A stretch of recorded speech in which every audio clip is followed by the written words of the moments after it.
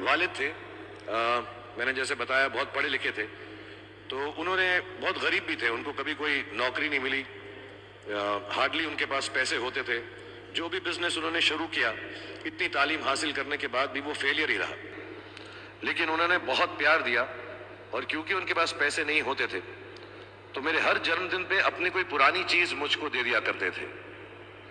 تو پہلی پرانی چیز جو، اور بہت بڑا چڑھا کے اردو میں اچھے اچھے الفاظ یوز کر کے مجھے امپریس کرتے تھے کہ بہت اچھا پریزنٹ دیا ہے مجھ کو، تو وہ مجھے پہلی چیز انہوں نے مجھے، یہ میں ہر جگہ پر بولتا ہوں، اسکول کے بچوں کے فنکشن پہ، ییل یونیورسٹی میں، ایڈنبرا میں، کیونکہ آپ لوگ سب اپنی لائف کے اس تھریشولڈ پہ ہیں جہاں سے آپ کو کامیابی حاصل کرنی ہے انشاءاللہ۔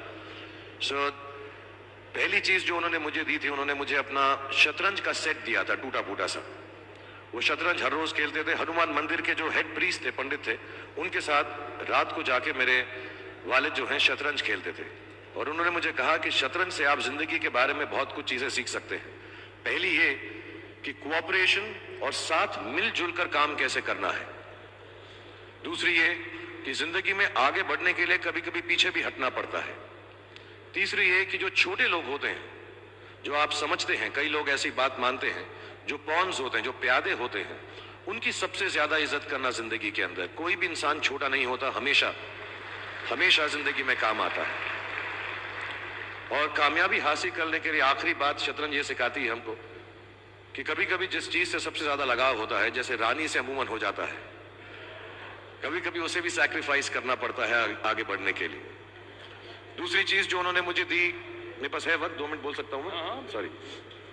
دوسری چیز جو انہوں نے مجھے دی تھی، وہ ایک ٹائپ رائٹر دیا تھا۔ آج کے زمانے میں آئی ڈونٹ تھنک کسی کو، بہت سارے بچے ہوں گے یہاں پہ جن کو معلوم بھی نہیں ہوگا ٹائپ رائٹر کیسا لگتا ہے، اب سب کمپیوٹر پہ کام کرتے ہیں۔ تو ٹائپ رائٹر کے اوپر جب آدمی لکھتا ہے اور اگر غلط لکھتا ہے تو اس کو مٹانے میں بہت تکلیف ہوتی ہے۔ So you have to be very diligent, بہت دھیان سے لکھنا پڑتا ہے، ہم غلطی نہیں کر سکتے۔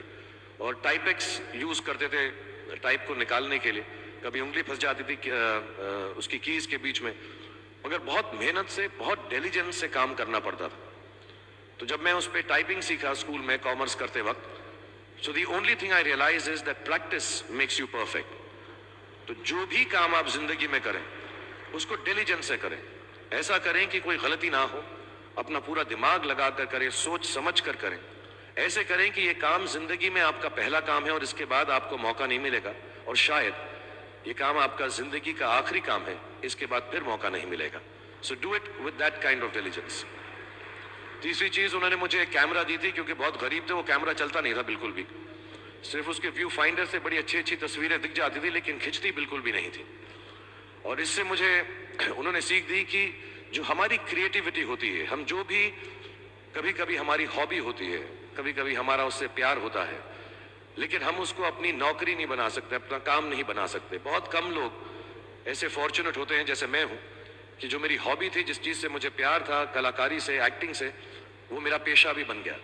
عموماً ایسا ہوتا نہیں ہے، لیکن جو ہماری کلا ہے، چاہے وہ پوئٹری ہے، چاہے وہ لکھنا ہے، چاہے وہ پینٹنگ ہے، چاہے جو بھی چیز، گانا ہے، اکیلے میں گانا ہے، ہماری کریٹیوٹی ضروری نہیں ہے کہ دنیا ایکسیپٹ کرے۔ جیسے اس کیمرہ کی تصویریں دکھتی نہیں ہیں لیکن اس میں دیکھنے سے خوبصورت لگتا ہے ہر کچھ، ویسے ہی آپ کی جو کریٹیوٹی ہے وہ اپنے لیے رکھیں، کیونکہ زندگی میں کبھی نہ کبھی، کہیں نہ کبھی ایسا مقام آئے گا جب آپ بہت اکیلا فیل کریں گے، ہو سکتا ہے دکھ کا سمے بھی آئے، اس وقت آپ کی جو کریٹیوٹی ہے وہ آپ کی سب سے اچھی دوست ہوگی، دنیا اس کو مانے یا نہ مانے۔ میں بہت خراب پوئٹری کرتا ہوں، لیکن جب بھی دکھی ہوتا ہوں تو لکھ لیتا ہوں۔ سراف صاحب سے میں اب سیکھنا بھی چاہتا ہوں، میں ریختہ پہ جاؤں گا، مجھے لگتا ہے یہ کمال کی سائٹ ہے، تھوڑی میں شاعری وغیرہ سیکھوں گا۔ میری شاعری بہت خراب ہے کہ ہم نے تمہاری یاد میں رو رو کے ٹب بھر دیے، وہ آئے اور نہا کر چل دیے، اس لیول کی پوئٹری ہے۔ لیکن جب دکھ ہوتا ہے، یہ بھی بیٹھ کر جب لکھتا ہوں تو بہت دل کو شانتی ملتی ہے۔ آخری چیز میرے والد جی نے مجھے دی تھی، وہ دونوں مکس ہے، میں جلدی ختم کرتا ہوں کیونکہ آپ لوگوں کے پاس وقت نہیں ہے، آپ لوگوں کو اپنی ڈگریز لینی ہے، سوچ رہے ہوں گے اتنا وقت ضائع کر رہا ہے ہمارا یہ،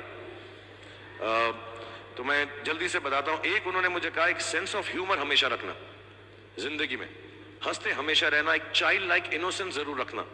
جیسے ایک چھوٹے بچے کی جو ایک انوسنس ہوتی ہے, جو اس کا دنیا کی طرف جو نظریہ ہوتا ہے بڑا انوسنٹ سا ہوتا ہے, اس میں کوئی خامی نہیں ہوتی, غلطی نہیں ہوتی, ابھی دنیاوی باتیں نہیں آئی ہوتی, تو ویسے ہی رکھنا.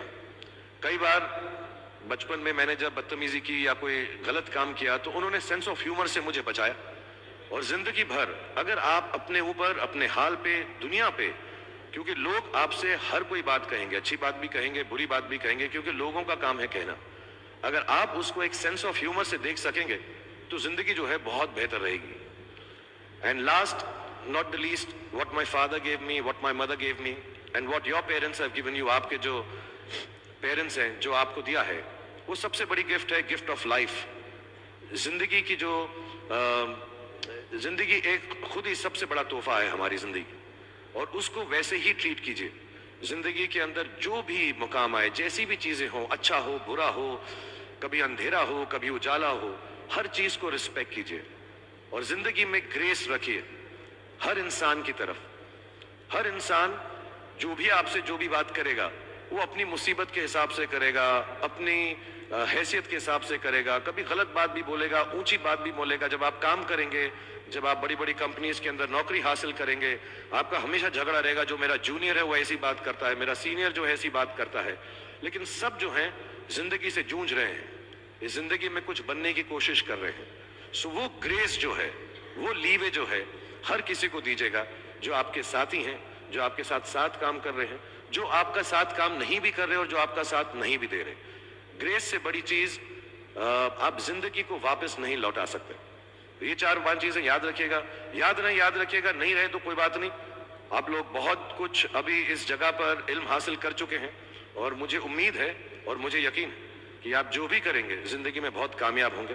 اور پھر سے میں مولانا آزاد نیشنل اردو یونیورسٹی کا شکریہ ادا کرنا چاہوں گا کہ مجھے یہاں پر بلایا, آپ سے مخاطب ہونے کا موقع دیا. تھینک یو ویری مچ, بہت بہت شکریہ. اور آپ, مجھے معلوم ہے کچھ ٹیچرز جو ہوں گے یہاں پر بیٹھے ہوں گے جو آپ کے فیوریٹ نہیں بھی ہیں, جو بہت اسٹرکٹ ہوں گے, ڈانٹتے بھی ہوں گے آپ کو. ان کو سب سے زیادہ یاد رکھیے گا جب آپ اس یونیورسٹی سے باہر جائیں گے, کیونکہ جو سب سے زیادہ ٹیچر آپ سے اسٹرکٹ تھے وہ ایکچولی سب سے زیادہ آپ سے پیار کرتے تھے. Thank you very much for having me here.